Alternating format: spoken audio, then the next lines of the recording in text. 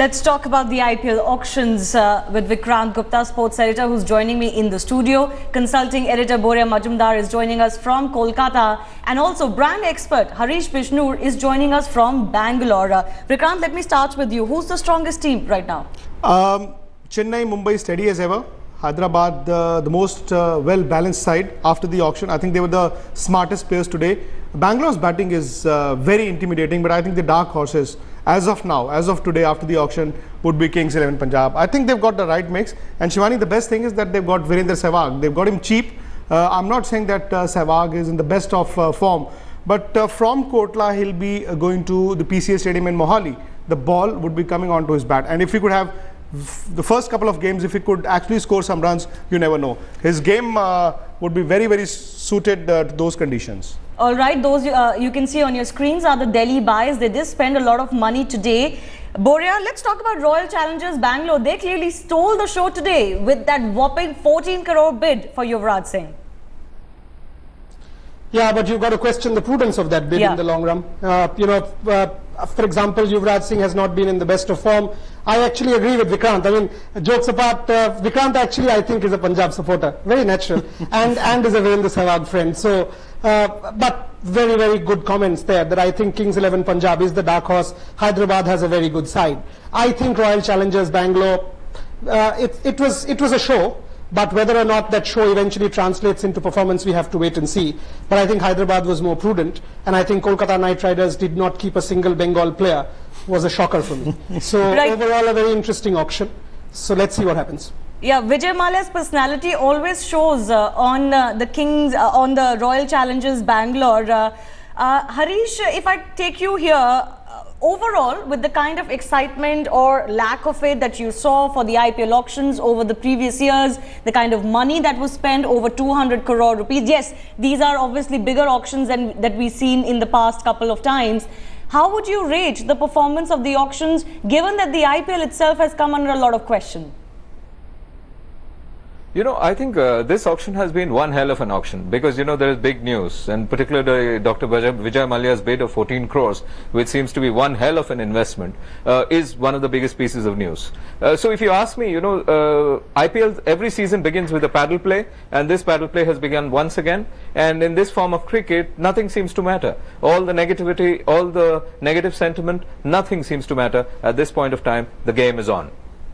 Boria, why is that? Why is that there are questions on the IPL and yet the IPL auction somehow seem to generate a lot of excitement? Is it because there's big moolah being spent or a lot of players going under the hammer? It's a concept, you know, that is just intrinsically very exciting for people?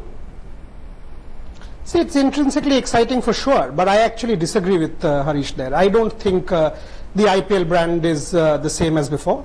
Despite the money being spent. I don't think the news channels or the news media has covered it the way it has over the last 3 years. Definitely not. I don't think the social media has covered it the way it has over the last few years. If you check the number of tweets or the Facebook or whatever you want to call it, if you see the newspapers, the way they built up to the auction over the last 24 hours, and even the news reporters who are there, I spoke to a number of people who are in Bangalore today. I don't think the excitement is of the same level. I think everybody is cagey. Everybody is waiting for 7th of March.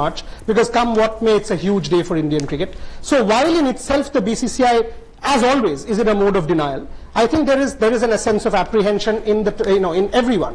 What will happen to the Chennai Super Kings? What will happen to the Supreme Court report? So while in itself is a show, it is a spectacle. Look, in India, we love to consume spectacles. We don't love cricket, because if we did, then we would have supported the Ranji Trophy. IPL is a heck of a spectacle, and we love spectacles. So while we are consuming that spectacle, there is a degree of apprehension, Shivani, which I must state. I don't think this auction was the same as last year, and I do think the brand is tainted.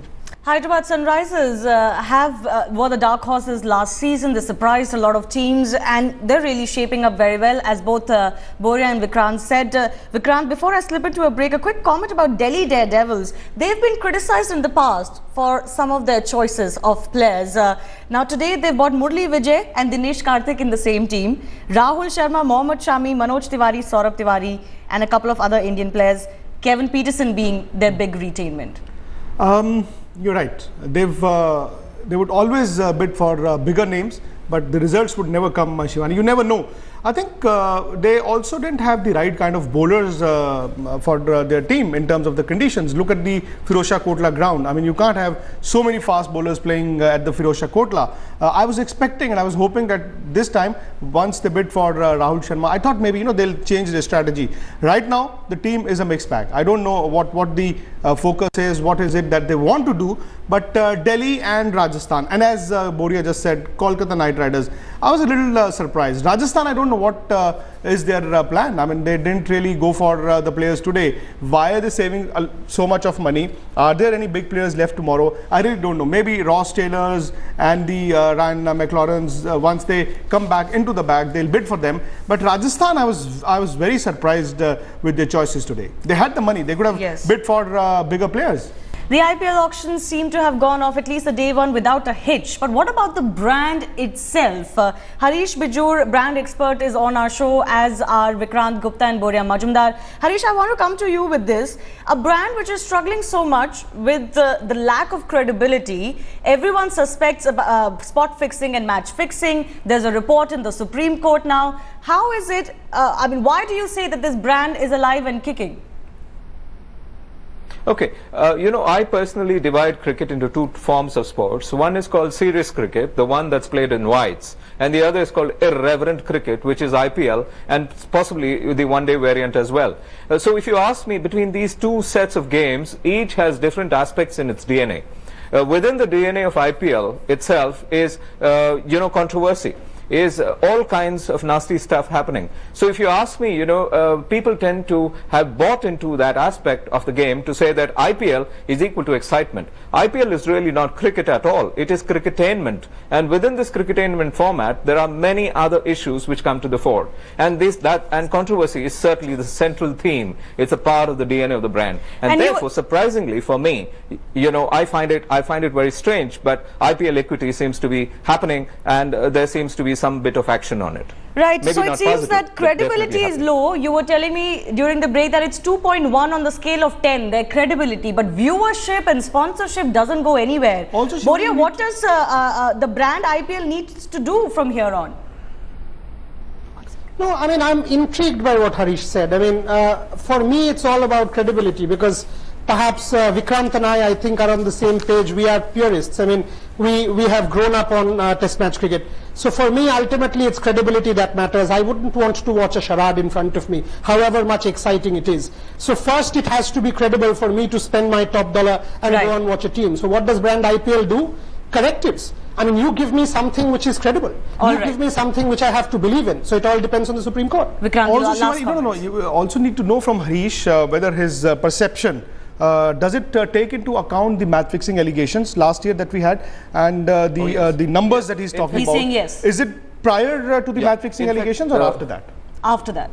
Right? Yeah, okay. Let me put it this way. This is a brand equity study that we undertook across 22 different cities in India. And I won't go into details, but the top line of it is we checked one item called the credibility score. And this is post the match fixing scandals, it's post everything that's happened, but it's pre the committee report which has just been tabled yesterday. But at that point of time, 5-day cricket gets a credibility score of 9.6. Okay, whereas this form of cricket, IPL, gets a credibility score of 2.1. That's a huge statement, Harish. Credibility is not high.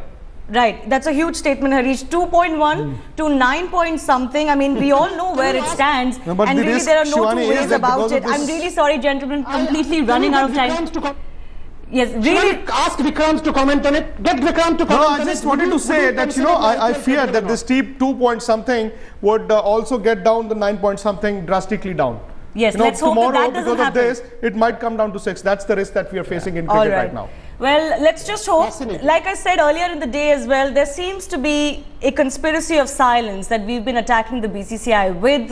There are no murmurs at the IPL auction. Nobody speaks about what is happening out in the world. It seems the IPL functions in a bubble of its own, and there's a conspiracy of silence.